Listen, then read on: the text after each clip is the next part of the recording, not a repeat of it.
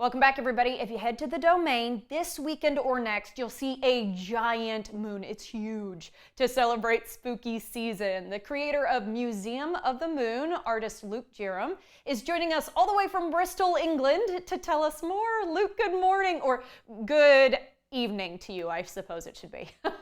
Yeah, good morning over there. Yeah. Thank So you yeah, so we much. created this sculpture. It's 7 meters, what's that, 23 feet in diameter, and it's a giant replica of the moon, a big sphere that's suspended over the park, and it's all created out of NASA data.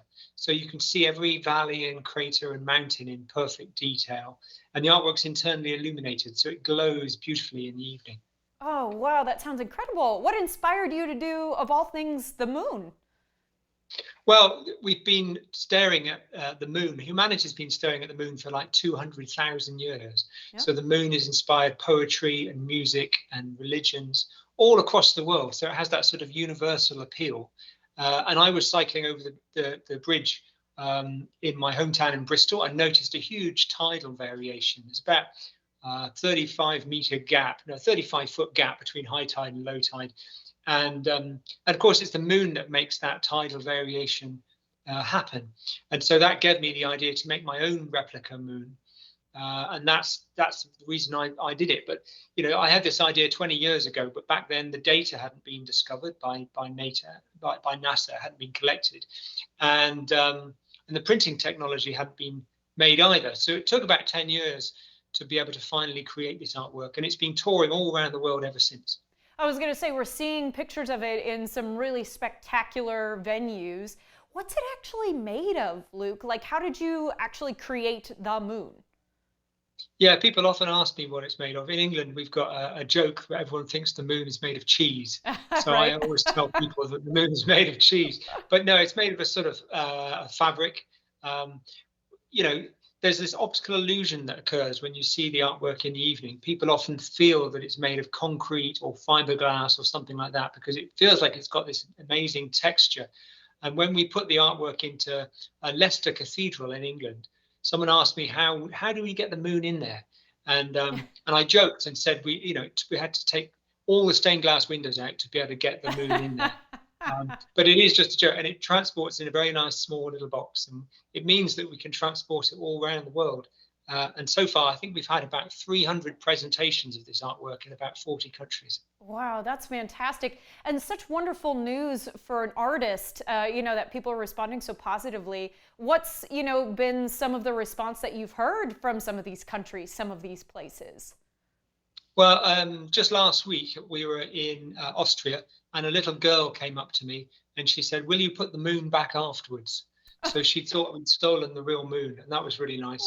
And the moon is now obviously in Austin, and just yesterday someone proposed to their girlfriend underneath the moon, so that was really nice. So yeah, it sort of brings, it's quite romantic, isn't it, with the moon in lots of Oh, ways. So yeah, I'm really, it seems to inspire all sorts of people, and people seem to really enjoy it, whether they're old or young, or whether they're astronomers or just someone interested in seeing the far side of the moon as well, because you can walk around and see the far side of the moon for the first time. well, yes, that's something I want to ask you about because there's a fair amount of science involved to create this installation. I know that you relied heavily on NASA data. It's been important, probably the last 10, 20 years of what they've been able to produce in order to get you to do this work, right? Yeah, no, it's really vital. And interestingly, I had to make a 30-foot version for the Beijing Olympic swimming pool over in China Wow. a couple of years ago. And they said, "Oh, could you make it out of Chinese space data instead of NASA data?" And I said, "Well, I could if you could give me the data." But the Chinese space agency, they sort of hold on to their data. So we couldn't do it. And without me knowing, they actually changed the press release to say it was made of Chinese space data instead of NASA data, which is rather cheeky of them. The great thing about NASA is that they allow their data to be used for educational purposes. And so I'm really grateful for them for their part in making this project a success. Absolutely. And with all the eclipses that we've been having here in North America, the last couple of years, that data has been so vital. I want to ask, is this the sort of work you do as an artist? Do you do things that are kind of informed by science? Yeah, I do make artworks informed by science, but often a lot of the projects I make also have a sort of public participatory element to them.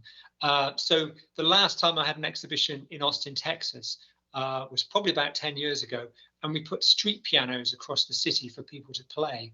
So that project was called Play Me, I'm Yours. And we went on and installed about, I think, 2,000 pianos in about 70 countries around the world. Wow.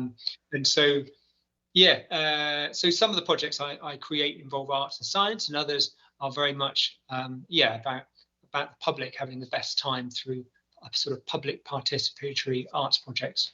That's wonderful. And I always want to know from the mind of a creative, like, how is it ticking in there? So, can you give us any details on the next thing you might be working on? I know maybe you're bound by like, oh, I can't tell you because I've signed a contract, but is there anything that you can give us maybe the next time we could see your name crop up? Oh, now I'm working on about 5 or 6 different projects for Wow. different organizations all around the world. And my art projects have been so successful. I've also set up a charity, and that allows me to sort of restore primary schools in Africa. I've just come back from Kathmandu in Nepal, where we've been sorting out community centers as well. So yeah, I'm doing all sorts of things. A few years ago, I actually made my wife's engagement ring, and it's got my voice etched onto the outside of it like a phonograph. And you Wow. can play it back, this 23-second long message, on a miniature record player. And that's how I proposed to my wife with this talking ring. Oh, you've given me a lot of like big heart moments this morning. Okay, we're going to have to leave it there, but we appreciate your time, Luke. Thank you so much. And guys, don't miss the Museum of the Moon this weekend and next. To learn more, head to lukejerram.com.